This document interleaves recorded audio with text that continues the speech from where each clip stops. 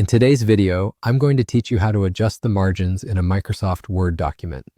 This is a handy skill to have, whether you're formatting an academic paper, preparing a professional report, or just customizing your document for a more personal touch.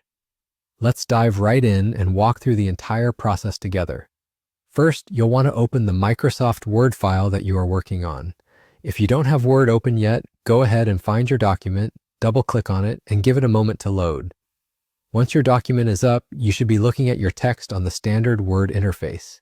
It's a familiar space with all of the tools you might need arranged neatly on the ribbons at the top of your window. Now focus your attention on the top part of the screen. You'll find various tabs such as Home, Insert, and Draw. For our task today, please click on the Layout tab. It's usually located around the middle section of the ribbon bar. Once you click it, the tab should highlight and you'll notice the ribbon below it will change, offering new options related to the layout of your document. Within the Layout tab, direct your gaze to the left-hand side of the ribbon. Here you will see a button labeled Margins. Click on this button and a drop-down menu will appear. In this menu, you'll find several preset options for margins: normal, narrow, moderate, wide, and mirrored. Each option has different measurements for the top, bottom, left, and right margins of your page. For most documents, the normal setting suffices, but if your work requires different dimensions, this drop-down provides them at the click of a button.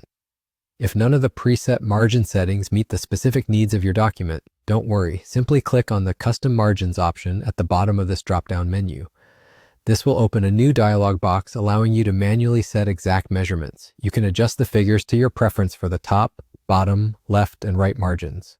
Once you're satisfied with the new settings, click OK to apply them, and your document will automatically adjust to fit these measurements. And just like that, you're done. Your document should now reflect the margin settings you selected, giving it the precise format you were aiming for. Remember, you can always go back and tweak these settings as needed by following the same steps.